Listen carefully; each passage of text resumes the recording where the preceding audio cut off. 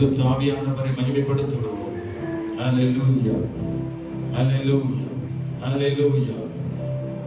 மரித்து உயிர்த்தீரையா, மரணத்தை ஜெயித்தீரையா, மரித்து உயிர்த்தீரையா, மரணத்தை ஜெயித்தீரையா, மறுபடி வருவீரையா, திருமாற்றம் தருவீரையா, மறுபடி வருவீரையா, ஒரு மாற்றம் தருவீரையா.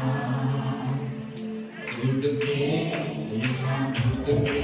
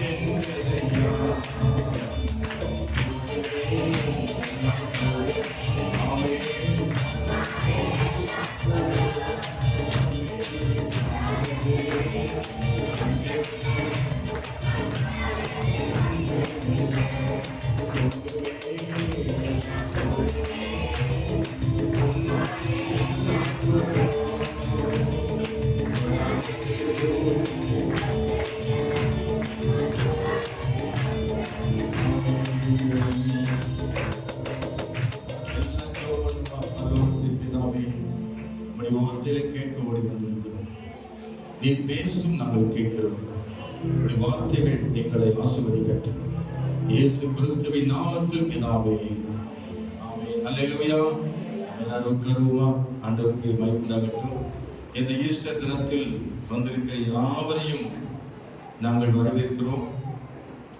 இயேசு கிறிஸ்து உயிர்த்தெழுந்த நாளில் உங்கள் அனைவரையும் கர்த்தராகிய இயேசு கிறிஸ்து ஆசீர்வதிப்பாராக. அல்லேலூயா. உலகமெங்கிலும் இன்றைக்கு இயேசு உயிர்த்தெழுந்த நாள் என்று சிறப்பாய் கொண்டாடி தேவனை ஆராதிக்கிற இந்த நாளில் இந்த கிராமத்தில் கர்த்தருடைய பிள்ளைகளாய் ஒருமனப்பட்டு அவருடைய உயிர்த்தெழுதலை கொண்டாடி மகிழ நாம் ஓடோடி வந்திருக்கிறோம். கர்த்தர் உங்களை அழைத்தார், நீங்கள் அவரை தேடி வந்திருக்கிறீர்கள். கர்த்தர் உங்களுடைய வாஞ்சையும் விசுவாசத்தையும் அறிந்திருக்கிறார். உங்கள் வாழ்க்கையை தேவன் ஆசீர்வதிப்பார். நாம் வேதத்திலே ஒரு வார்த்தையை வாசிக்கலாம். மத்தேயு சுவிசேஷம் 28ஆம் அதிகாரம் 6ஆம் வசனம். மத்தேயு 28ஆம் அதிகாரம் 6ஆம் வசனம். அவர் இங்கே இல்லை, நான் சொன்னபடியே அவர் உயிர்த்தெழுந்தார். கர்த்தரை வைத்த இடத்தை வந்து பாருங்கள். கர்த்தரை வைத்த இடத்தை வந்து பாருங்கள். கர்த்தருக்கு ஸ்தோத்திரம். ஆண்டவரும் இரட்சகரும் இயேசு கிறிஸ்துவின் நாமத்திற்கு மகிமை உண்டாவதாக. இயேசு கிறிஸ்து இந்த உலகத்திலே அவர் நமக்காக இந்த பூமிக்கு வந்து அவர் பல அற்புதங்களை செய்து அதிசயங்களை எல்லாம் செய்து அவர்தான் தேவன் என்பதை அநேகருக்கு வெளிப்படுத்தி அவர் மூலமாக அநேகருக்கு இரட்சிப்பையும் சமாதானத்தையும் சுகத்தையும் விடுதலையும் தந்து இயேசு உண்மையுள்ள தேவன் என்பதை அவர் ஜனங்களுக்கு வெளிப்பட்டார். அவரை ஆண்டவர் என்று அறியாமல் மனிதர்களாகிய சத்துருக்கள் சாத்தான் மூலமாக ஏவப்பட்டு இயேசுவை பிடித்து அடித்து அவரை நொறுக்கி சிலுவையில் ஆணியால் அடித்து அவரை சிலுவை மரத்தில் தொங்க விட்டார்கள்.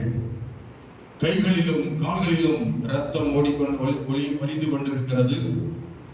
தலையிலே முள்முடி சூட்டப்பட்டவராய் சிலுவிலே தொங்கிக் கொண்டிருக்கிறார். 7 வார்த்தைகளை சொல்லி கடைசியாக 7வது வார்த்தை, பிதாவே உமது கைகளின் ஆவியை ஒப்புவிக்கிறேன் என்று சொல்லி தலையை சாய்த்து ஜீவன் விட்டார் என்று வேதம் சொல்கிறது. அவர் உயிர் பிரிந்தது, உடல் மாத்திரம் சிலுவை மரத்திலே தொங்கிக் கொண்டிருக்கிறது. ஒரு காவலன் இவ்விடத்தில் உயிர் இருக்கிறதா இல்லையா என்பதை டெஸ்ட் பண்ண அவருடைய இடதுபுறத்து விழாவிலே ஈட்டினால் குத்தினான். ஈட்டினால் குத்தின பொழுது அவருக்கு ஒரு உணர்வும் இல்லை, ரத்தமும் தண்ணீர் வடிந்தது. இதை கண்டு காவலாளி அவர் மரித்து விட்டார் என்று உறுதிப்படுத்திக் கொண்டார். இறந்து விட்டார் இயேசு என்று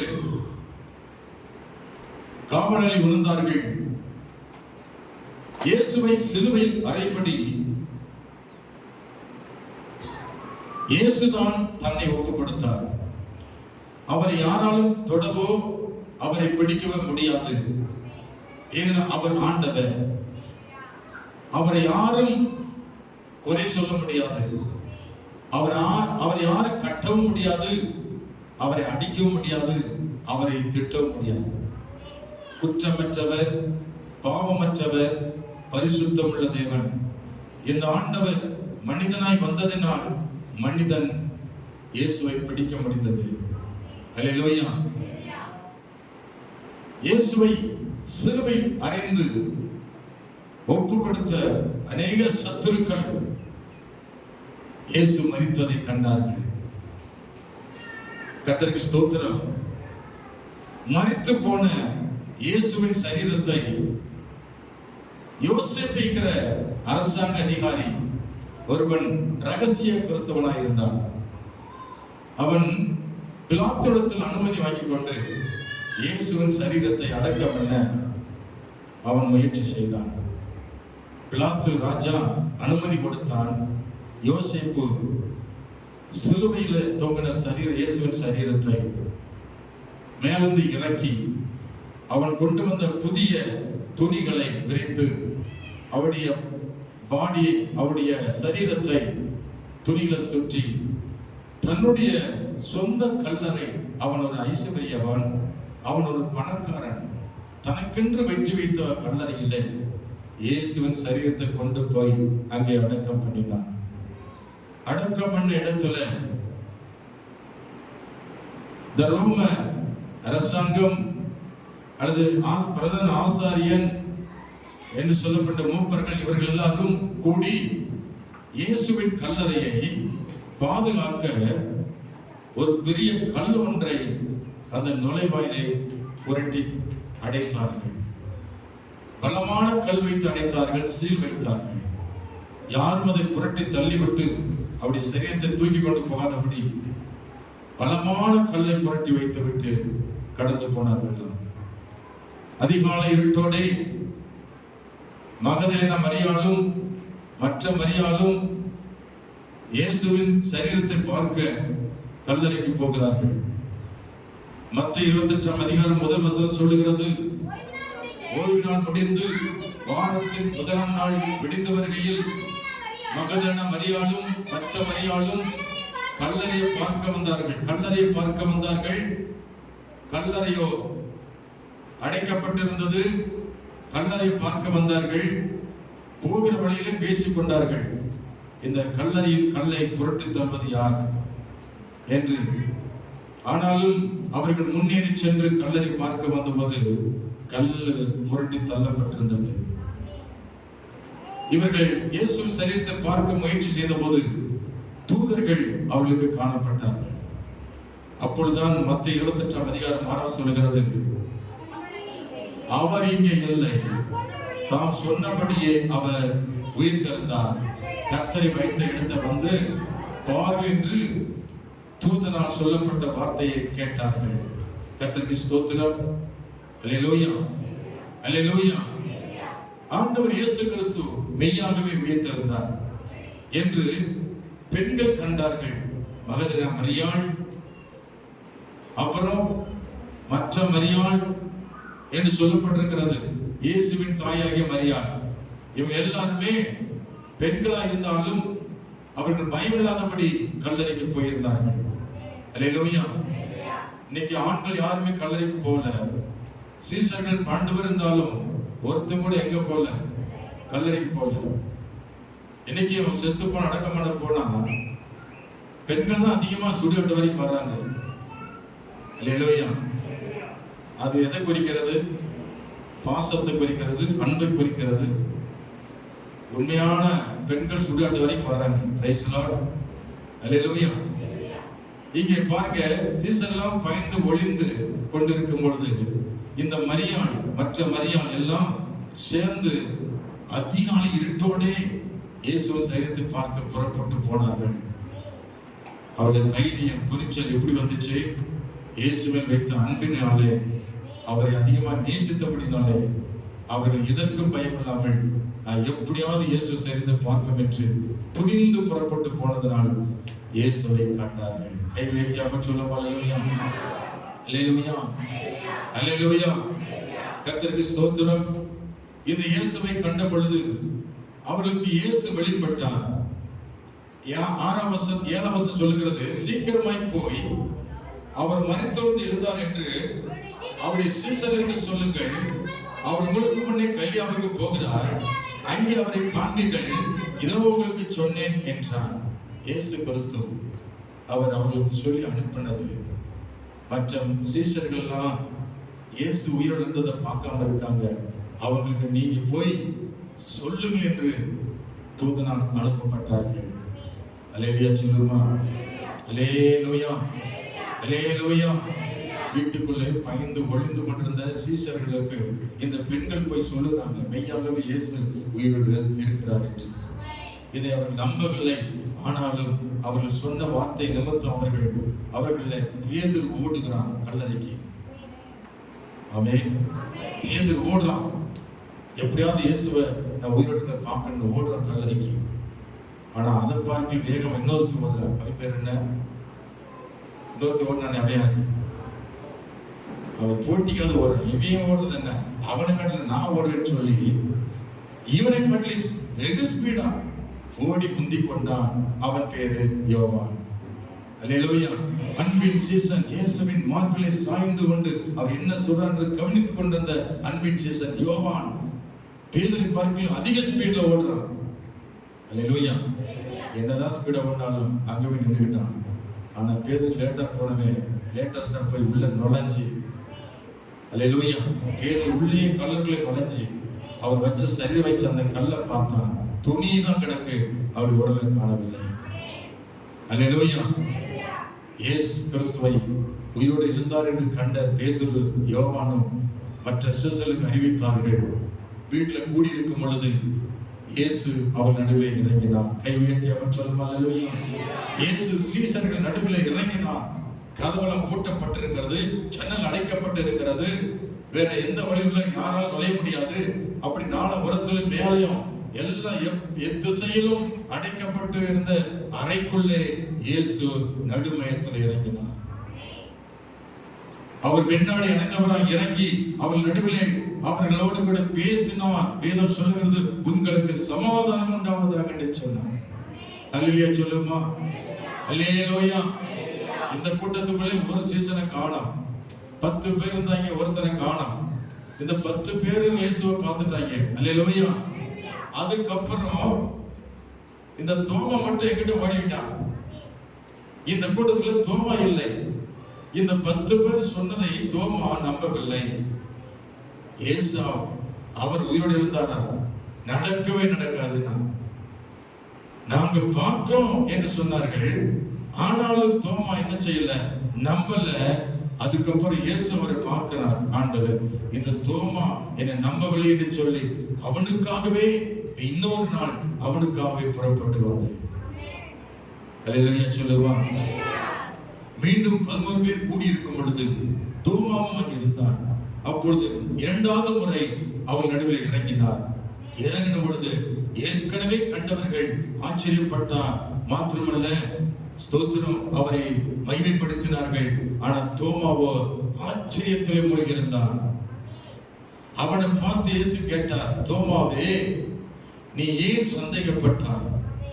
என் கைகளையும் என் கால்களையும் தொட்டுப்பார், உன் கையை நீட்டி என் விழாவில் போடு என்று சொன்னார். தோமா அந்த வார்த்தை கேட்டபோது ஆண்டவரே நான் உம்மை விசுவாசிக்கிறேன்னு சொன்னார். அல்லேலூயா சொல்லுமா. அதுக்கப்புறம் விசுவாசின்னு சொன்ன அவனை பார்த்து இயேசு சொன்னார், தோமாவே நீ என்னை கண்டதினால் என்னை விசுவாசிக்கிறாய், காணாதிருந்தும் என்னை விசுவாசிக்கிறவர்கள் பாக்கியவான்கள் என்று சொன்னார். கர்த்தருக்கு ஸ்தோத்திரம். இந்த வட்டாரத்தில் தோமாவை பார்க்கலும் பாக்கியவான்கள் யாரு? அல்லேலூயா சொல்லுமா. இந்த சபைக்குள்ள வந்திருக்கிற உங்கள் அனைவரையும் பார்த்து கர்த்தர் சொல்லுகிறார், நீங்கள் பாக்கியவான்கள். நான் உயிரோடு இருந்ததை நீ கண்ணார பார்க்கல, ஆனா அந்த உயிர்த்தது நாள்ல கொண்டாடி மகிழ என்னை தேடி வந்த உங்களை பாக்கியவான்கள் என்கிறேன் என்று சொல்லுகிறார் கர்த்தர். கர்த்தர் உங்களை ஆசீர்வதிக்கிறார். அல்லேலூயா சொல்லுமா.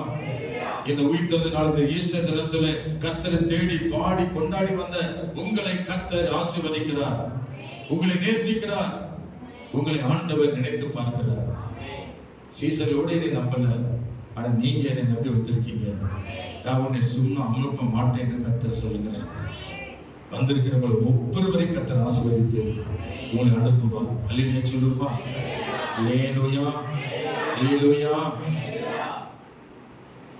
இயேசு கிறிஸ்துவை சிலுவையில் அறைந்து அவர் மரித்தது வெள்ளிக்கிழமை.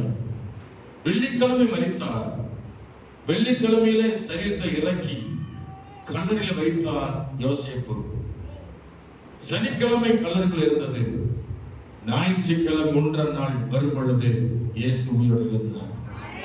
வாரத்தின் முதல் நாள் என்று வேதத்தில் சொல்லப்பட்டிருக்கு. மத்திய 28:7 வாசிக்கிறோம். வாரத்தின் ஓய்வு நாள் முடிந்து வாரத்தின் முதல் நாள் என்பது என்ன நாள்? அது வாரத்தின் முதல் நாள் என்ன நாள்?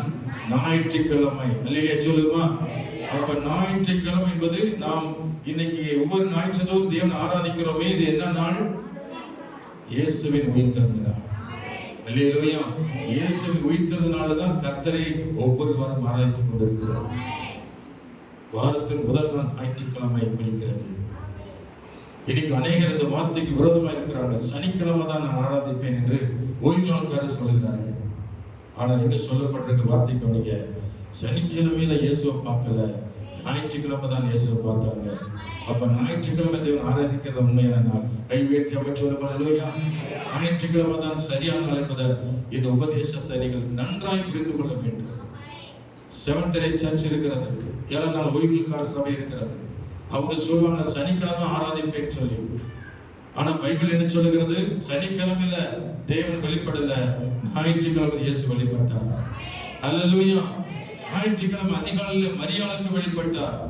ஞாயிற்றுக்கிழமை இயேசு உயிரோடு இருந்தார். எனவே இந்த நாளை மகிமையான நாளாக, இது மகிழ்ச்சியுள்ள நாளாக, இது கொண்டாட்டத்து நாளாக கிறிஸ்துவாய் இருக்க நாம் அனுசரிக்கிறோம். கை உயர்த்தி அமைச்சோம். அல்லேலூயா. உலகத்துல 2 பண்டிகை கொண்டாடப்படுகிறது.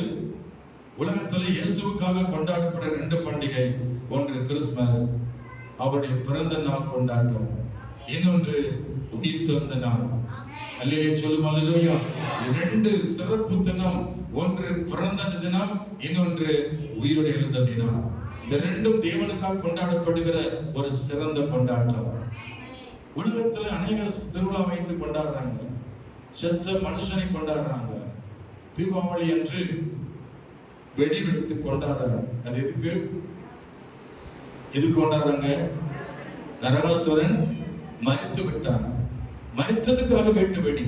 அல்லேலூயா. இன்னைக்கு இயேசு உயிரிழந்தார், அதுக்கு வேட்டு வெடி போட்டோமா? ஒருத்தராவது கொண்டாட்டம்னா என்ன? சரவெடி. அல்லேலூயா சொல்லுமா. என்ன வெடி? எங்க உங்க துக்கத்தை பார்த்து நான் எங்க பிரசங்கமா வர மாட்டேங்குது. இன்னைக்கு கொண்டாடுற மாதிரி தெரியல. இது துக்க விட்டு வந்த மாதிரி உட்கார்ந்துருக்கீங்க. ஒரு பரவசத்தை காணோம், ஒரு உற்சாகத்தை காணோம், ஒரு சந்தோஷத்தை காணோம், ஒரு கைதட்டை காணோம், ஒரு ஆரவாரத்தை காணோம். Praise the Lord. இவ்வளவு சொல்லி கண்ணத்துல கை வச்சு உட்கார்ந்துருக்காங்க. அப்படின்னா ஓடு சூடு சொன்னதே இல்ல, சூடு இல்ல, சொந்தம் இல்ல. இயேசு உயிர்த்தெழுந்தா எத்தனை நம்புறீங்க? கைகளை கட்டி உற்சாகமா கர்த்தருக்கு மகிமை செலுத்துங்கள். ஹalleluya. அது போதுமா? ஆனால் 3 அல்லேலூயா சொல்லணும். பிதா, குமாரன், பரிசுத்த ஆவியானவர் இன்றைக்கும் உயிரோடு இருக்கிறாங்க. கை உயர்த்தி அல்லேலூயா. அல்லேலூயா, அல்லேலூயா. மரித்த இயேசு உயிர்த்து விட்டார். அல்லேலூயா. மன்ன இயேசு ஜீவிக்கிறார். அல்லேலூயா. மரித்த இயேசு உயிர்த்து விட்டார். அல்லேலூயா. மன்ன இயேசு ஜீவிக்கிறார். அல்லேலூயா. அல்லேலூயா. உற்சாகமா மகிழ்ச்சியோடு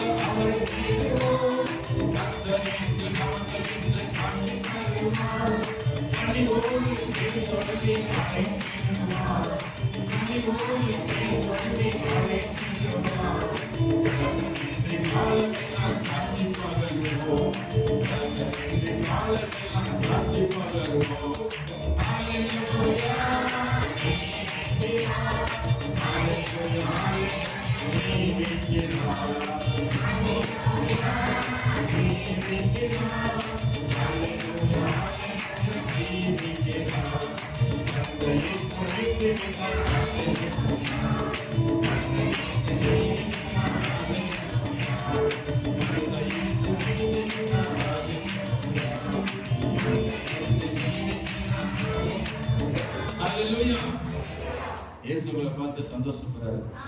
எதனால தெரியுமா? அழகா என்னை குறித்து பாடுறாரு. என் உயிர்த்தெல்லாம் கண்ணால பார்க்கல, ஆனா எவ்வளவாயும் அழகாய் பாடுகிறார். அதை நினைத்து பார்த்து உங்கள் மீது அவர் மகிழ்ச்சி அடைகிறார். ஹல்லேலூயா, ஹல்லேலூயா. பக்கத்துல பார்த்து ரைட் லெஃப்ட் திரும்பி இயேசு ஜீவிக்கிறார், இயேசு ஜீவிக்கிறார், இயேசு ஜீவிக்கிறார். சொல்லுங்க பிரைஸ் லார்ட். லெஃப்ட் ரைட் இயேசு ஜீவிக்கிறார் சொல்லுங்க. லெஃப்ட் ரைட் ஒருத்தர் சொல்ல மாட்டீங்க. இந்த நல்ல செய்தி சொல்ல உங்களுக்கு வெட்கம் வருது. இயேசு சிரிக்கிறாரா? அப்படியா சொல்லி சிரிங்க. இயேசு ஜீவிக்கிறாரா சிரிக்கிறாரா? பக்கத்துல பார்த்து இயேசு சிரிக்கல, ஜீவிக்கிறார், உயிரோடு இருக்கிறார். இயேசு ஜீவிக்கிறார், இயேசு உயிரோடு இருக்கிறார். ஹல்லேலூயா, ஹல்லேலூயா, ஹல்லேலூயா. ஆமா, ஒரு சிறப்பு ஆராதனை இருக்கணும். எல்லா ஞாயிற்றிலும் போல இருக்கக்கூடாது. இன்னொரு அரை மணி நேரம் தான் முடிச்சு எல்லாத்தையும் டாட்டா காமிச்சு போட்டுருக்கோம். ஒரு 25 நிமிஷம் தான் இருக்குது. அதுக்குள்ள ஏதாவது ஒன்று பண்ணிடாதீங்க குட்டிகளாட்டா. பிரைஸ் கொஞ்சம் பொறுமையா இருந்தீங்கன்னா உங்களுக்கும் பிரயோஜனம், கர்த்தரும் சந்தோஷமா இருப்பாரு. பல்லைய பிள்ளைகள் அமைதியா உட்கார்ந்து கேட்குதுங்க.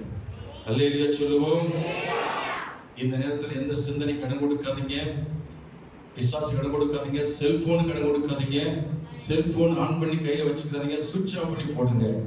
ஆண்டவர் இயேசு நம்மோட பேசுற நேரத்துல எந்த டிஸ்டர்பன்ஸ் இருக்கக்கூடாது. அல்லேலூயா, அல்லேலூயா. கர்த்தருக்கு ஸ்தோத்திரம். 3 நாள் உயிரோடு இருந்தார். 3 வரல தூக்காமீங்க. 3 நீங்க நிறைய 3 பார்க்க போறீங்க. இப்ப 3 நாள் பார்த்துட்டீங்க. வெள்ளி, சனி, ஞாயிறு, ஞாயிற்றுக்கிழமை இயேசு உயிர்த்தெழுந்தார். அல்லேலூயா. அடுத்து ஒரு தலைப்பு நாம் பார்க்கிறோம். 2வது ஒரு தலைப்பு ஸ்தோத்திரம். இயேசுடைய ஒரு வருகை குறித்த ஒரு தலைப்பு. இயேசு கிறிஸ்துடைய வருகை எப்படி இருந்தது? அவருடைய வருகை 3 விதமான வருகை. 3 விதமான வருகை என்று சொன்னாலும் இரண்டாம் வருகை தான் மொத்தத்துல பப்ளிக் வருகை. ஒரு வருகை, ஒன்றுக்கும் இரண்டுக்கும் இடையில் இருக்கிற ஒரு வருகை, அது ரகசிய வருகை. ஆகவே மூன்றாக இணைக்கப்படுகிறது. ஆமென், ஹல்லேலூயா. முதலாவது இயேசு கிறிஸ்து இந்த பூமிக்கு வந்த போது அவர் மாமிசத்தில் வந்தார். ஆமென். 1 தீமோத்தேயு 1:15 வாசிக்கிறோம். பாவிகளை ரட்சிக்கவே கிறிஸ்து இயேசு உலகத்துக்கு வந்தார். இந்த வார்த்தை உண்மையும் எல்லா அந்நியருக்கும் பாத்திரமா இருக்கிறது. இயேசு முதலாவது இந்த பூமிக்கு வந்தபோது எப்படி வந்தாரு? மனிதனாய் வந்தார். அல்லேலூயா சொல்லுமா. நம்மை போல மாமிசத்தையும் இரத்தத்துடையவராய் மனிதனை நேசிக்க, மனிதனுடைய பாவங்களை சுமந்து தீர்க்க, பாவிகளை ரட்சிக்க இயேசு இந்த பூமிக்கு அவர் வந்தார். வந்து அவர் நமக்காய் 33 வருஷம் நமக்காய் பாடுபட்டு, அவர் ரத்தம் சிந்தி அடக்கம் பண்ணப்பட்டு 3ஆம் நாள் உயிரோடு எழுந்தார். அல்லேலூயா, அல்லேலூயா. அவர் வந்த பிற்பாடு அவர் 3ஆம் நாள் உயிரோடு எழுந்தார். உயிரோடு எழுந்தவர் அவர் என்ன செய்தார் என்று வேதம் சொல்லுகிறது. ஸ்தோத்திரம்.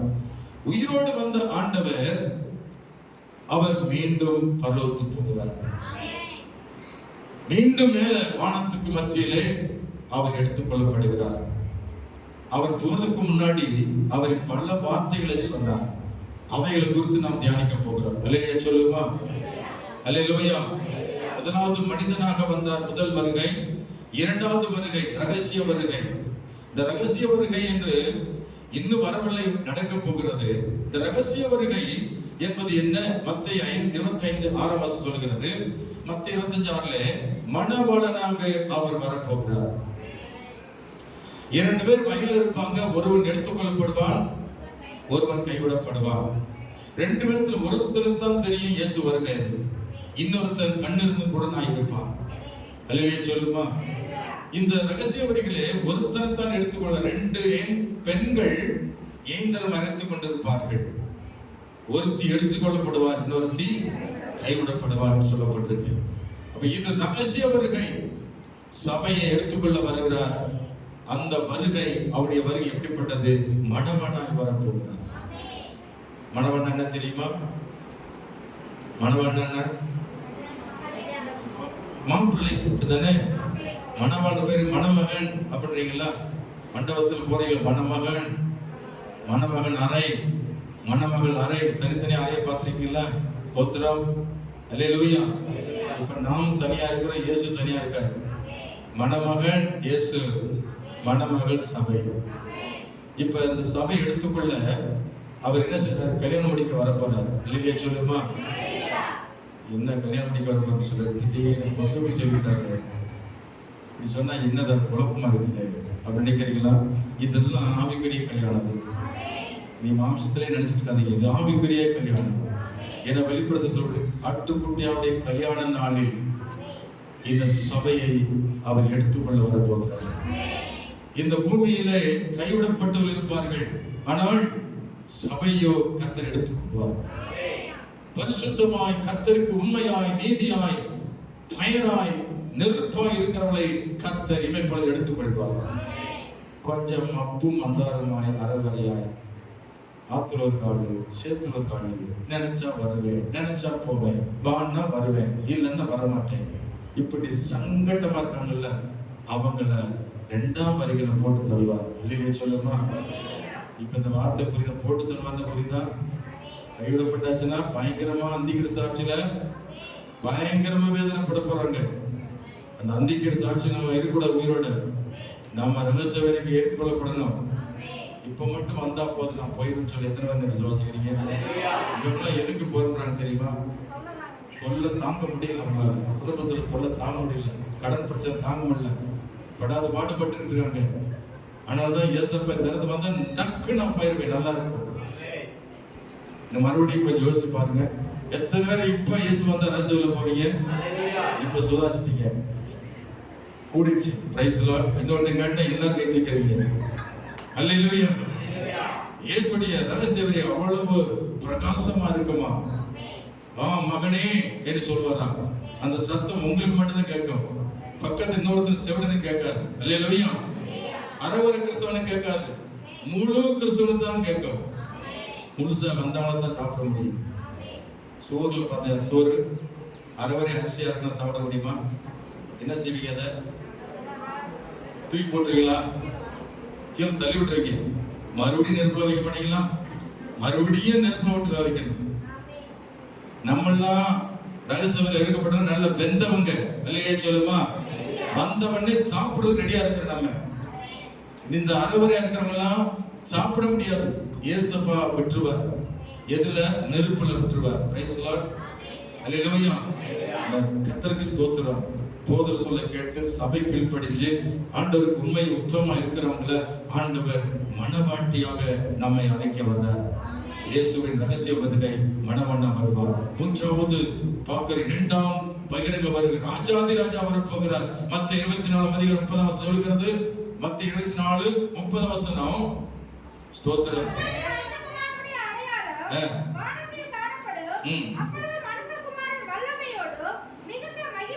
மிகுந்த மகிமையோட வானத்தின் மேல் வருகிறதை பூமியில் சகல கோத்திரத்தினர் கண்டு புலம்புவார்கள். இந்த வருகை சபை எடுத்துக்கொண்ட பிற்பாடு 7 ஆண்டுகள் கழித்து வரப்போற பகிரங்க வருகை. கர்த்தர் நடுவானத்தில் வருகிறதை எல்லா ஜனங்களும் அதை காண்பார்கள். சூரியனை எல்லாரும் பார்க்கிறது போல, சந்திரனை எல்லாரும் பார்க்கிறது போல இயேசு நடு வானத்திலே மத்திய ஆகாயத்திலே இறங்கி வருகிறதை, 1000 தூதரோடு இறங்கி வருகிறதை உலகத்தில் இருக்க ரட்சிக்கப்பட்டவர்களும் ரட்சிக்கப்படாதவர்களும் அனைவரும் அப்படி வருகையை பார்ப்பார்கள். இதுதான் பகிரங்க வருகை.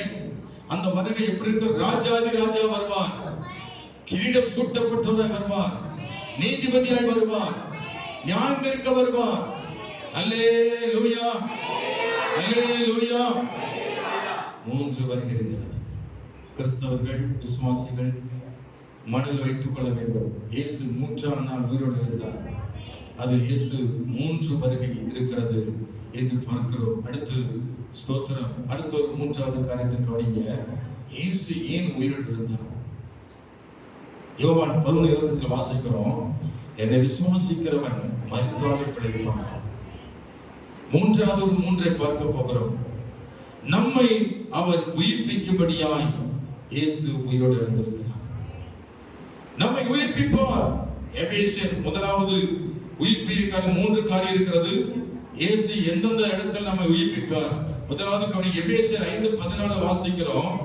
எபேசியர் ஆதலால் தூங்குகிற நீ விழித்து மரித்தோரை விட்டு எழுந்திரு, அப்பொழுது கிறிஸ்து உன்னை பிரகாசிப்பார் என்று சொல்லி இருக்கிறது. நீங்க கவனிச்சு பாருங்க. யார உயிரோடு இருப்பார் ஆண்டவர்? அவர் உயிரிழந்தது காரணம் உங்களை உயிரோடு எழுப்பார். இப்போ உயிர் இருக்கிறது, ஆனா தூங்கி கொண்டு இருக்கிறார். அல்லேலூயா. இந்த தூக்கம் எதை குறிக்கிறது? பாவத்துக்குள்ள இன்னும் உட்கார்ந்து இருக்கிறாய், இன்னும் சாபத்துக்குள்ளே தான் உழண்டு கிடக்கிறாய். அதனால நீ தூங்கி கொண்டிருக்கிறாய். தூங்குற நீ மரித்தோரை விட்டு எழுந்திரு என்று இயேசு சொல்லுகிறார். அவர் உயிரோடு இருந்தது காரணம் உன்னை பாவத்திலிருந்து தேவனை தூக்கிவிட அவர் உயிரோடு இருந்திருக்கிறார். அல்லேலூயா, அல்லேலூயா. கர்த்தருக்கு ஸ்தோத்திரம் உண்டாவதாக. 2வது காரியம் ஏன் உயிரோடு இருந்திருக்கிறார் என்று பார்த்தால், ஊழியத்துல ஆண்டவர் உங்களை உயிர்ப்பிப்பார். ஏசாயா 60:1-5 வரைக்கும் வாசிக்கிறோம். ஏசாயா 60:1-5 ஸ்தோத்திரம். எழும்பி பிரகாசி, உன் ஒளி வந்தது, கர்த்தருடைய மகிமை உன்மேல் உதித்தது. இதோ இருள் பூமியையும் காரில் ஜனங்களையும் மூடும், ஆனாலும் உன்மேல் கர்த்தர் உதிப்பார். அவருடைய மகிமை உன்மேல் காணப்படும். உன் வெளிச்சத்துக்கு ஜாதிகளும் உதிக்கிற உன் ஒளியிடத்துக்கு ராஜாக்களும் நடந்து வருவார்கள். சுற்றிலும் உன் கண்களை எடுத்து பார், அவர் எல்லாரும் ஏகமாய் கூடி உன்னிடத்துக்கு வருவார்கள். உன் குமாரன் தூரத்திலிருந்து வந்து உன் குமாரத்தை உன் பக்கத்தில் வளர்க்கப்படுவார்கள். அல்லேலூயா. முதலாவது பாவத்தில் கிடந்த உங்களை கர்த்தர் தூக்கி எடுக்கிறார். அவர் உங்களை உயிர்ப்பிக்கிறார். செத்து உயிரிழந்து செத்து இருக்கிற உங்களை, உன் ஆத்துமாவை அவர் உயிர்ப்பிப்பார். 2வது உயிர்ப்பிக்கப்பட்ட உங்களை ஊழியத்துல அவர் உங்களை எழுப்புவார். கை வைத்து அவர் சொல்லலாம். ஊழியத்தில் உங்களை எழுப்பும் பொழுது எழுப்பி பிரகாசிப்பீர்கள். கர்த்தருடைய ஒளியின் மேல் உதிக்கும். அநேக ஜனங்கள் ரட்சிக்கப்படுவார்கள். அநேக ஜனங்கள் உன் பக்கமாக இழுத்துக் கொள்ளப்படுவார்கள். கர்த்தருக்கு ஊழியம் செய்யும்படியாய் ஆண்டவர் உங்களை உயிர்ப்பிப்பார். இயேசு உயிரிழந்தது காரணம் உங்களை ஊழியத்தில் எழுப்புவதற்காக அவர் உயிரோடு எழுந்திருக்கிறார். அல்லேலூயா, அல்லேலூயா. கர்த்தர் ஸ்தோத்திரம். ஆண்டவருடைய ஊழியத்தை செய்யுங்கள், அப்பொழுது நீங்கள் பிரகாசமாய் இருப்பீர்கள். மூன்றாவது காரியம் எங்கே உயிர்ப்பிப்பார் உங்களை? 1 தெசலோனிக்கேயர் 4:16 வாசிங்க. 1 தெசலோனிக்கேயர் 4:16 மூன்றாவது காரியம் எதுல உங்களை உயிர்ப்பிப்பார் என்று பார்க்கிறோம். ஏனெனில் கர்த்தர் தாமே ஆரவாரத்தோடும் பிரதான தூதருடைய சத்தத்தோடும் தேவ எக்காளத்தோடும் வானத்திலிருந்து இறங்கி வருவார். அப்பொழுது கிறிஸ்துவுக்கு மரித்தவர்கள் முதலாவது எழுந்திருப்பார்கள். நீங்க கவனிங்க, ஆண்டவர்களை உயிர்ப்பிக்க போகிறார். முதலாவது சோர்ந்து போய் பாவத்தில் கிடக்கிற உங்களை உயிர்ப்பிப்பார். இரண்டாவது ஊழியம் செய்யாமல் நீங்கள் உங்கள் சும்மா இருக்கிற உங்களை ஊழியத்தில் உங்களை உயிர்ப்பிப்பார். மூன்றாவது செத்து போயிருக்கிற உன் சரீரம் அடக்கம் பண்ணப்பட்டு கிடக்கும், பூமியில தூளாக கிடக்கும். அப்பொழுது இயேசு உங்களை உயிரோடு எழுப்புவார். அல்லேலூயா. இயேசு உங்களை உயிரோடு எழுப்புவார். அவர் சொன்ன வார்த்தை நிறைவேறும். என்னை விசுவாசிக்கிறவன் மரித்தாலும் பிழைப்பான் என்று எழுதப்பட்டிருக்கிற வார்த்தை நிறைவேறுவதை அந்நாளிலே காண்பீர்கள். அல்லேலூயா, அல்லேலூயா. இயேசு நம்மை உயிர்ப்பிப்பார். இயேசு நம்மை சோர்ந்து போய் பாவத்தில் கிடக்கிற நம்மை அவர் உயிர்ப்பிப்பார். இயேசு ஊழியம் செய்யாமல் நீங்கள் சோர்ந்து போய் இருக்கிற உலகத்திற்கு பின்னே போகிற உங்களை கர்த்தர் உயிர்ப்பிப்பார். செத்து போயிருந்தால் உன் சரீரத்தை உயிர்ப்பிப்பார் என்று ஆண்டவர் சொல்கிறார். அல்லேலூயா சொல்லுமா. நாலாவது ஒரு தலைப்புல நாம் பார்க்க போகிறோம். ஸ்தோத்திரம். நாலாவது தலைப்புல நாம் செய்ய வேண்டியது என்ன? நமக்கு நேரம் குறையா இருக்கு. நாம் செய்ய வேண்டியது காரியம். இன்றைக்கு ஏன் இயேசு உயிரோடு இருந்தார்? நீங்க ஏன் ஆண்டவர் தேடி வந்தீங்க? ஏன் சபைக்கு வந்திருக்கீங்க அப்படின்னு கேட்டா ஆண்டவர் சொல்ற ஒரு 3 காரியம் நன்றாய் மனதில் வைத்துக் கொள்ளுங்கள். ஆண்டவர் ஏன் உங்களை அழைத்து வந்திருக்கிறார், ஏன் உங்களை ஆலயத்துக்கு கொண்டு வந்திருக்கிறார் என்று சொன்னால் நீங்கள் செய்ய வேண்டிய 3 காரியம் இருக்கிறது. ஒன்று, கர்த்தர் மத்தேயு 28 அதிகாரம் 1 முதல் 7 வரைக்கும் நாம் படிக்க பார்க்கிறோம். மத்தேயு 28 அதிகாரத்துல கர்த்தர் ஸ்தோத்திரம் 7ஆம் வசனத்தை வாசிங்க.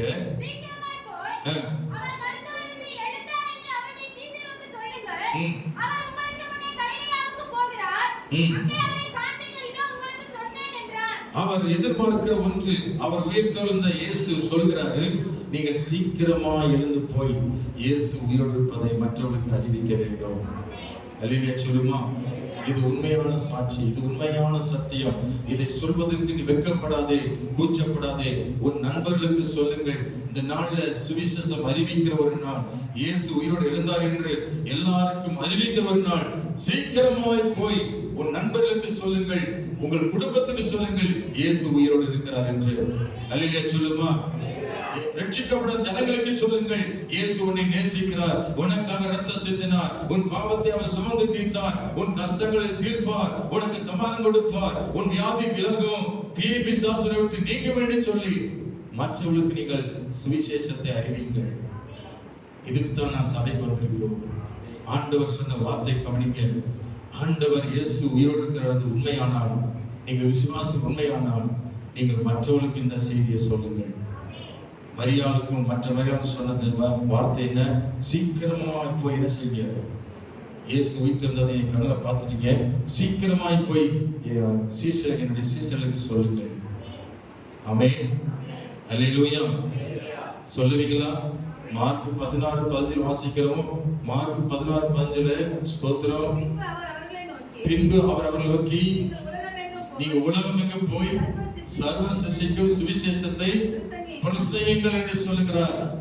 ஆண்டவருடைய உயிர்த்தெழுந்த நாளை, அவருடைய ராஜ்யத்தின் சுவிசேஷத்தை, நீங்கள் பெற்ற சத்தியங்களை மற்றவர்களுக்கு சொல்ல நீங்கள் உலகம் எங்கள் புறப்பட்டு போங்கள் என்று சொன்னார்.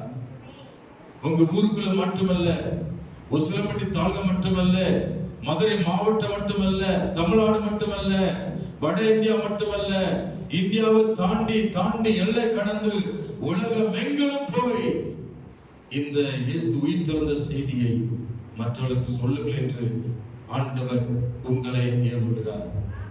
அல்லேலூயா. எங்க போனாலும் சரி இயேசுவை அறிவியுங்கள். இயேசு உயிரோடு இருக்கிறார் என்பதை அறிவியுங்கள். இரண்டாவது காரியம் நீங்க செய்ய வேண்டியது, மத்தேயு 28:19 வாசிக்கிறோம். இரண்டாவது நீங்க செய்ய வேண்டிய காரியம் என்ன? ஆகையால் நீங்கள் புறப்பட்டு போய் சகல ஜாதி சீஷராக்கி பிதா குமாரன் பரிசுத்த ஆவியின் நாமத்தில் அவர்களுக்கு ஞானஸ்நானம் கொடுத்து, கவனிங்க, இப்ப அடுத்த வார்த்தை சொல்லுகிறது, அவர் எதிர்பார்க்கிறது என்ன? உங்கள் நிமித்தம் ஞானஸ்நானம் பெரும்படியாய் ஒரு ஆத்மாவை ஆதாயப்படுத்துங்கள். இந்த வார்த்தையை ஏற்றுக்கொள்கிறவர்கள் ஆத்மாவை ஆதாயம் செய்வார்கள். அல்லேலூயா சொல்லுமா? நான் உயிரோடு இருக்க வரைக்கும் வருஷத்துக்கு ஒரு ஆத்மாவாவது ஆண்டவருக்கு ஆதாயம் செய்வேன். எத்தனை விசுவாசிக்கிறீங்க? வருஷத்துக்கு ஒரு ஆத்மா கொண்டு வருவேன் ஆண்டவரே. இந்த வார்த்தைக்கு நீங்க செவி கொடுத்து நீ நடந்து பாருங்கள். ஒரு வைராக்கியத்தோடு ஜெபம் பண்ணி பாருங்கள். ஆண்டவரே, நீ சொல்லியிருக்கிறேன் ஆத்மா ஆதாயம் பண்ண சொல்லியிருக்கீங்க, ஞானஸ்நானம் நடத்த சொல்லியிருக்கீங்க. எப்படியாவது என் மூலம் ஒரு ஆத்மா ஞானஸ்நானம் பெறணும். சும்மா சுத்திட்டு சும்மா இயேசு ஜீவிக்கிறான்றதல்ல, அவள் தொடப்படணும். அவள் இயேசுவை ஏற்றுக்கொண்டு சபைக்கு வரணும். அவள் ஞானஸ்நானம் பெறணும். ஞானஸ்நானம் பெரும்படியாய் அந்த அளவுக்கு நீங்கள் கர்த்தருக்கு ஊழியம் செய்யணும். அல்லேலூயா.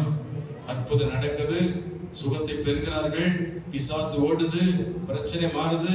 இவையெல்லாம் இருந்தாலும் ஆத்மா மனதிரும்பலையே, ரட்சிக்கப்படலையே, ஞானஸ்நானம் எடுக்க மாட்டேங்கிறாங்களே.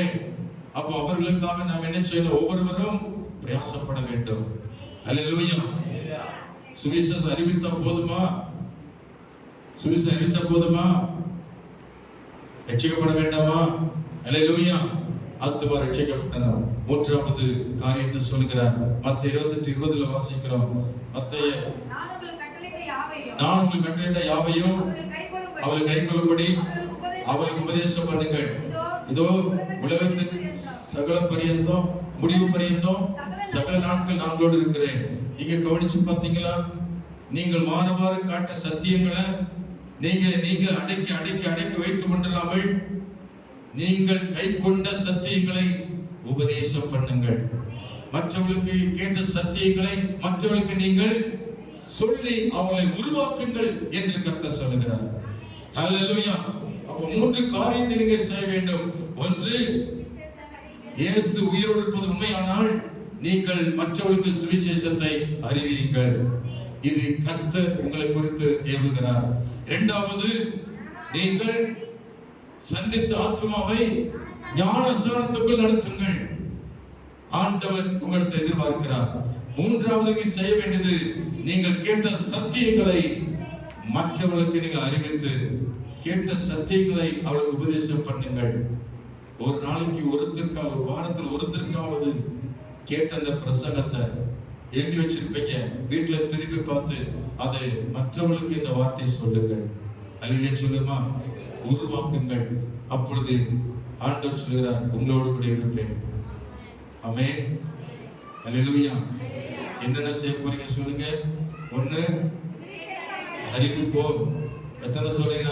அறிவிப்பேன்னு சொல்லி ஆமென். அல்லேலூயா சொல்லுவோம். இரண்டாவது என்ன செய்ய போறீங்க? நான் சும்மா சிந்திட்டு இருக்க, என் மூலம் ஒரு ஆத்மா என்ன செய்யணும்? ஞானஸ்நானம் எடுத்திருக்கணும். அல்லேலூயா சொல்லுமா? மூன்றாவது என்ன செய்ய போறீங்க?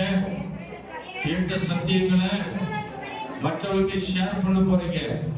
லைக் பண்ணுவீங்க, அப்புறம் ஃபர்ஸ்ட் லைக் பண்ணீங்க, அப்புறம் ஷேர் பண்ணீங்க, அப்புறம் சப்ஸ்கிரைப் பண்ணுங்க. அடக்கி கேட்டுவிட்டு நானே சாப்பிட்டேன், தின்னேன், நானே சாப்பிட்டேன் அப்படின்னு சொல்லி நிறைய கொடுத்து தண்ணி ஊத்திட்டே இருந்தீங்கன்னா தண்ணி வேஸ்டான போது உடனே நிறைஞ்சு வச்சு தண்ணி ஊத்திட்டே இருந்தா காலத்தை பார்க்க போட நீங்க எல்லாம் எப்படி இருக்க வேண்டியதான்? போதகரா இருக்க வேண்டிய நீங்க இன்னும் குழந்தை போல இருக்கிறீங்களே. அல்லேலூயா சொல்லுவோம். அல்லேலூயா. அல்லேலூயா. கர்த்தருக்கு ஸ்தோத்திரம். சத்தியங்களை அடக்க வைக்கிற வீட்டுல சாபம் இருக்கிறது. சத்தியத்தை கேட்டுட்டு நீங்கள் மற்றவர்களுக்கு சொல்லாம நீங்களே கூடி மறைச்சுக்கிட்டு கேட்டுட்டு இந்த காதல் வாங்கிட்டு இதுல விட்டுட்டு போயிட்டு மீண்டும் உங்க பழைய வாழ்க்கை வாழ்ந்தால் நீங்கள் கேட்ட சத்தியத்தினால் என்ன பிரயோஜனம்? ஒரு பிரயோஜனம் இல்லை. நீங்க கேட்ட சத்தியம் உலகம் எங்கிலும் பரவணும். கேட்ட பிரசங்கம் நீ எல்லாருக்கும் சொல்லணும். அல்லேலூயா சொல்லுமா? சபைக்கு வராதவர்களுக்கு இந்த வார்த்தை போய் சேரணும்.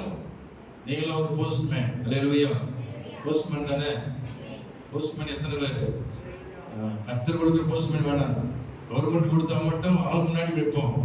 இப்ப இயேசுவா கொடுக்கிற போஸ்டிங் நீங்க ஒரு போஸ்ட்மேன் போல அநேகருக்கு நீங்க பெற்ற அந்த சத்தியத்தை ஓடி ஓடி ஓடி ஒவ்வொரு வீடுல கொடுக்கணும். ஆமென். ஹல்லேலூயா. ஹல்லேலூயா.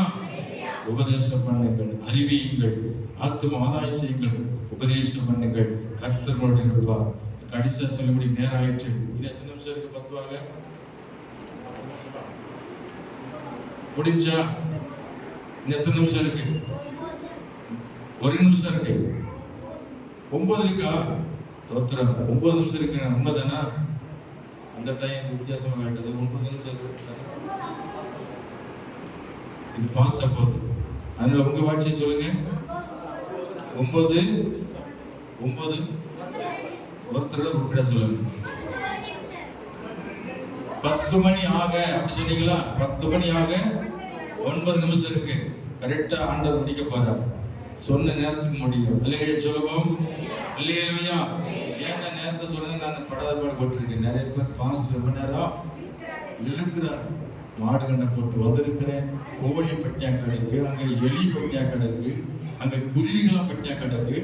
இவருக்கு வேலை இல்லையா? போய் நான் சோறு போட வேண்டாமா? அதுக்கெல்லாம் போய் வேலை பார்க்க வேண்டாமா? பூ எடுக்க வேண்டாமா? மாடு வைக்க வேண்டாமா? தண்ணி காட்ட வேண்டாமா? மீன் குளம் வைக்க வேண்டாமா? துணித வைக்க வேண்டாமா? இத்தனை வேலை போட்டு உட்கார்ந்துருக்கிறோம். இவர் மணிக்கணக்கில் திட்டாங்க. இப்படி பேச்சு வாழ்ந்துருக்கு எனக்கு காது. அதுதான் டயத்தை பார்த்து உங்களுக்கு பயப்படுறேன். ஐயோ 1 நிமிஷம் தான் போச்சு. திட்டிக்கிறான், பொறணி பேசுவாங்க. ஆகவே முடிச்சதே சீக்கிரமா. பாயிண்ட் இருந்தா பரவாயில்ல. 10 மணிக்கு சாப்பிட முடிச்சேன். Praise Lord. அல்லேலூயா. நான் 5வது தலைப்பில் சொல்லிட்டு இருக்கிறேன். முதலாவது மூன்றாம் நாள் உயிர் தெழுந்த நாளை குறித்து பேசினோம். 2வது கர்த்தர் பேசினது இயேசுவின் வருகை குறித்து பேசினார். 3வது நம்மை உயிர்ப்பிக்கிற காரியத்தை பேசினார். 4வது நாம் செய்ய வேண்டிய காரியத்தை குறித்து பேசினார். 5வது காரியத்தை கர்த்தர் பேசுறார். ஆயத்தமாக இருங்க. ஆயத்தம் தேவை. எதுக்கு ஆயத்தம்? சங்கீதம் 1:2 வாசிக்கிறோம். நீங்கள் கர்த்தருடைய வேதத்தில் பிரியமாயிருந்து இரவும் பகலும் அவருடைய வேதத்தில் தியானமா இருக்கிற மனுஷன் பாக்கியவான். 1 தெசலோனிக்கேயர் 5ஆம் அதிகாரம் 14 முதல் 19 வரைக்கும், 1 தெசலோனிக்கேயர் 5:16 முதல் 19 வரைக்கும் இடைவிடாமல் ஜெபம் பண்ணுங்கள், எல்லாவற்றிலும் ஸ்தோத்திரம் செய்யுங்கள். இப்படி செய்வது கிறிஸ்து இயேசுவுக்குள் உங்களுக்கு குறித்து தேவ சித்தமா இருக்கிறது. அடுத்த வார்த்தை சொல்லுது, ஆவியை அவித்து போடாதீர்கள். இப்ப எரிஞ்சிட்டு இருக்க தீயை தண்ணி ஊத்தி அணைச்சிடாதீங்க. ஆவியை அணைத்து போடாதீர்கள். இப்பொழுது நல்லா இருக்கீங்க, வெளியே சண்டை போட்டுறாதீங்க. கர்த்தருடைய வார்த்தை உங்களை புடமிடட்டும். கர்த்தரோடு பேசினால் அந்த வார்த்தையோடு வாழுங்கள். அப்பொழுது ஆவி அனலா இருக்கும். அல்லேலூயா சொல்லுமா? கேட்ட சத்தியங்களை மறந்து விடாமல் அது உங்க உள்ளத்துல கொழுந்து விட்டு எரிஞ்சுக்கிட்டே இருக்கணும். மற்றபடி நீங்க மாமிசத்துல போனீங்கன்னா அந்த ஆவி அமைச்சிருவீங்க. பரிசுத்த ஆவிக்குள் விளைவார். அவை கர்த்தருடைய வார்த்தைக்குள் நீங்க நிலைத்திருங்கள். அப்படியானால் வேதத்தை தினமும் என்ன செய்யணும்? இரப்பகலும் தியானிக்கணும். காலை இரவு நேரம் கிடைக்கும் போதெல்லாம் அந்த தீ எரியணும்னா நெருப்பு மூட்டிட்டே இருக்கணும். அவன் தீ எரினா என்ன செய்யணும்? ஆமா, அணைய விட்டுறாதீங்க. அணைஞ்சுன்னா பேய் பிசாசு அடைஞ்சிடும். அல்லேலூயா சொல்லுமா? ஆவியில் அனலாருங்கள். இயேசுடைய வருகை மிக மிக சமீபம். அதற்கு ஆயத்தமா இருப்பது ஜெப வாழ்க்கை. வேதத்தை வாசிக்கணும், தியானிக்கணும், ஜெபிக்கணும். அல்லேலூயா. அல்லேலூயா. 2வது காரியம், கர்த்தரை துதித்து ஆராதிக்க வரணும். எபிரேயர் 10:25 வாசிக்கிறோம். சபை கூடி வருவதை விட்டு விடாமல், சபை கூடி வருவதை சிலர் விட்டு விடுவது போல நாம விட்டு விடாமல் ஒருவருக்கு புத்தி சொல்ல கடவோம். நாளானது சமீபத்து வருகிறதை எவ்வளவாய் பார்க்கிறீர்களோ அவ்வளவாய் புத்தி சொல்ல வேண்டும். 2வது காரியம் என்ன செய்யணுமா? சபைக்கு வரும் பொழுதெல்லாம் நீங்கள் விட்டு விடாதீர்கள். ஆலயம் என்பது கர்த்தர் கொடுத்த சபை. ஆண்டவர் தான் சொந்த ரத்தம் சிந்தி இந்த சபை சம்பாதிச்சிருக்கிறார். இந்த சபையை கனப்படுத்தினால் உங்களை அவர் கனப்படுத்துவார். இந்த சபைக்கு வந்து தேவன் ஆராதித்தால் தேவன் உன்னை ஆண்டவர் உயர்த்தி வைப்பார். அல்லேலூயா. ஆராதனை விட்டு விடாதே. ஞாயிற்றுக்கிழமை கர்த்தருடைய பரிசுத்த நாள். அதுல எந்த வேலை செய்யாதே. அப்படி வரிக்கு ஆயத்தமாய் இருப்பது ஆராதனை ஒன்று. நீ ஆயத்தமா இருக்கிறது உண்மையானால் எப்பொழுது வேதத்தை வாசித்து வாசித்து தியானம் பண்ணி ஜெபித்துக் கொண்டிருப்பாய். நீ ஆயத்தமா இருப்பாயானால் ஆலயத்தை விட்டுவிட மாட்டாய். ஒவ்வொரு நாட்களும் தேவனை ஆராதித்து தேவனை துதித்து மையப்படுத்த உங்க வாழ்க்கையை ஞாயிற்றுக்கிழமை அர்ப்பணித்து தேவனை உயர்த்துங்கள். ரோமர் 12:1 வாசிக்கிறோம். உங்களுடைய சரீரத்தை இப்படி இருக்கும் சகோதரரே, நீங்கள் உங்கள் சரீரங்களை பரிசுத்தமும் தேவனுக்கு பிரியமான ஜீவ பலியாக ஒப்பு கொடுக்க வேண்டும் என்று தேவனுடைய இரக்கங்களை முன்னிட்டு உங்களை வேண்டிக் கொள்கிறேன். இதுவே நீங்கள் செய்யத்தக்க புத்தியுள்ள ஆராதனை. என்ன ஆராதனை? புத்திகட்ட ஆராதனை என்பது வேற. புத்தியுள்ள என்பது முழுவதும் கர்த்தருடைய பாதத்தில் அர்ப்பணிக்கிறது. அல்லேலூயா. உங்கள் சரீரங்களை ஆலயத்தில் அர்ப்பணிக்கணும். காணிக்க கொடுத்து விட்டு எனக்கா ஜெபம் பண்ணுங்கிறது ஆராதனை இல்லை. நிறைய பேர் காணி கொடுத்து விட்டு என் பேர்ல காணிக்க போட்டு வா, அது புத்தியில் ஆராதனை, புத்தி கட்ட ஆராதனை. புத்தியில் என்பது காணிக்க முக்கியம், உங்க சரீரம் முக்கியம். ஜீவப்பலியாக உங்க சரீரங்களை ஆலயத்தில் கொண்டு வந்து எப்படி ஆடை பலி கொடுக்க இந்துக்கள் கெடாவை கொண்டு போறாங்களே, கெடாவை எங்க கொண்டு போறாங்க? கோயிலுக்கு வெட்ட, பலி செலுத்த. ஆனால் நீங்கள் நானும் கெடாவை வெட்ட போல உங்களை வெட்ட போறாங்க. சொல்லுமா? நீங்க வெட்டப்பட வேண்டும். நீங்க சபையில அர்ப்பணித்திருக்கணும். ஜீவபலியை ஒப்பு கொடுக்கணும். இயேசுவுக்காக ரத்தம் சிந்துகிறேன். ஆமென். இயேசுவுக்காக இந்த நாளை ஒப்பு கொடுக்கிறேன். இயேசுவுக்கு அந்த ஞாயிற்றுக்கிழமையில என் முழு பலத்தையும் இயேசுவுக்கு நான் கொடுக்கிறேன். ஆமென் சொல்லுமா? வழிபடு தண்ணில வந்து தேவனை துதித்து ஆராதிக்க நீங்க உங்க வாழ்க்கை ஒப்பு கொடுங்கள். இதுவே ஆயத்தம். அப்படி வரிக்கு ஆயத்தமா இருக்கிறோம். கடைசியா சொல்லுகிறேன். 3வது அப்போஸ்தலர் 1:8 வாசிக்கிறோம். பரிசுத்தாய் வரும் பொழுது நீங்கள் பலனடைவீர்கள். பரிசுத்தாய் வரும்போது நீங்கள் பலனடைந்து எருசலேமிலும் யூதேயாவிலும் சமாரியாவிலும் பூமியின் கடைசி பரியந்தமும் எனக்கு சாட்சியா இருப்பீங்க. கர்த்தருடைய சாட்சியா வாழுங்க. இயேசு செய்த நன்மைகளை அநேகருக்கு சொல்லுங்க, சாட்சியை. அல்லேலூயா. எபிரேயர் 12:1 வாசிக்கிறோம். மேகம் போன்ற திரளான சாட்சிகள் நம்மை சூழ்ந்து கொண்டிருக்க பாரமான யாவற்றை தள்ளிவிட்டு நெருங்கி நிற்கிற பாவங்கள் எல்லாம் உதறி தள்ளிவிட்டு விசுவாசத்தை துவக்கிறவரும் முடிக்கிறமாய் இருக்கிற இயேசுவை நோக்கி நமக்கு நியமித்திருக்கிற ஓட்டத்தில் பொறுமையோடு ஓடக்கடுவோம். அல்லேலூயா. அல்லேலூயா.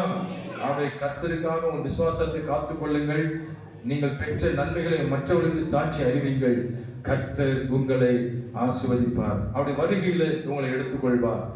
ஆயத்தம் என்ற தலைப்பில் வேதத்தை வாசித்து ஜெபித்துக் கொண்டிருங்கள். ஆயத்தம் என்ற தலைப்பில் கர்த்தரை துதித்து ஆராதனை செய்யுங்கள். ஆயத்தம் என்ற தலைப்பில் நீங்கள் மற்றவர்களுக்கு சாட்சிகளை அறிவியுங்கள்.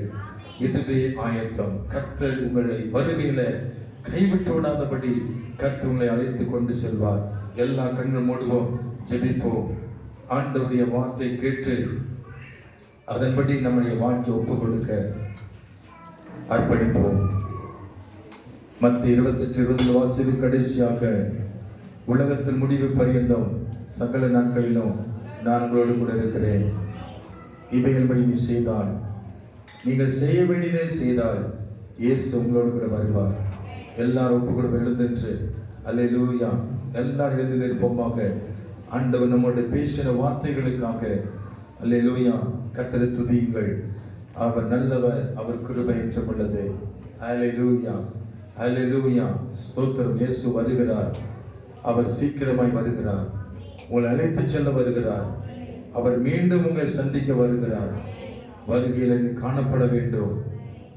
அல்லேலூயா. சுவிசேஷத்தை அறிவியுங்கள். ஆத்துமாதாயம் செய்யுங்கள். உபதேசம் பண்ணுங்கள், ஜெபம் பண்ணுங்கள், வேத வாசியுங்கள், ஆராதனை சொல்லுங்கள், சாட்சியாயிருங்கள், சாட்சிகளை சொல்லுங்கள். கர்த்தர்களோடு கூட இருப்பார். ஹல்லேலூயா, ஹல்லேலூயா, ஹல்லேலூயா. கர்த்தரை துதிப்போமா எல்லாரும் வாய். ஹல்லேலூயா, எல்லாரும் வாய் திறந்து கர்த்தரை துதிப்போமா. ஆமென், ஆமென், ஹல்லேலூயா, ஆமென், ஹல்லேலூயா. எல்லாரும் வாய் திறந்து கர்த்தரை துதிப்போமா.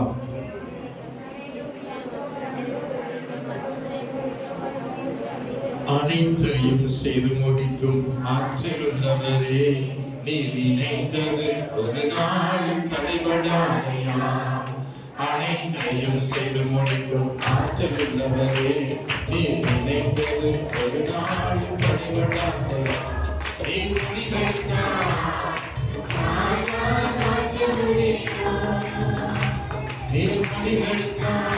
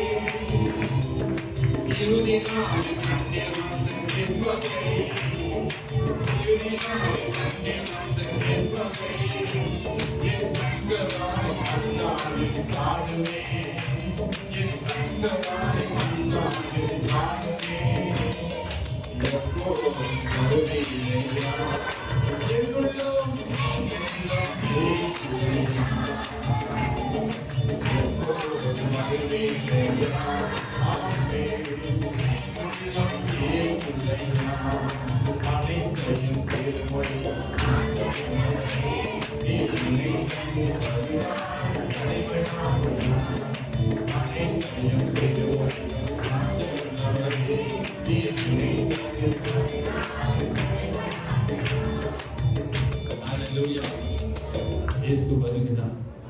அவர் சீக்கிரமாய் வருகிறார். அவருடைய ரகசிய வருகைக்கும் பகிர்ந்த வரைக்கும் மனம் ஆயத்தமா இருக்கணும். ஒவ்வொரு நாளும் கர்த்தரை நோக்கி எதிர்கொண்டு போய் கொண்டு இருக்கணும். புத்தியுள்ள கண்ணியை போல வாழணும்.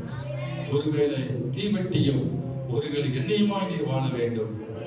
ஒவ்வொரு நாளும் கர்த்தருக்காக வாழுங்கள். கர்த்தருடைய வருகையை எதிர்கொண்டு வாழுங்கள். ஆயத்தமுள்ளதாய் வாழுங்கள்.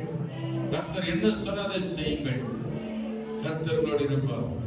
அன்பின் பரலோகத்தின் பிதாவே, இந்த ஆசீர்வதிக்கப்பட்ட இந்த இயேசு தினத்தில் மரித்து உயிர்த்தெழுந்த இந்த மகிமை நாளில் நாங்கள் நம்பிக்கையோடு விசுவாசத்தோடு உம்மை தேடி ஓடி வர கிருபை செய்திருக்கிறீர்.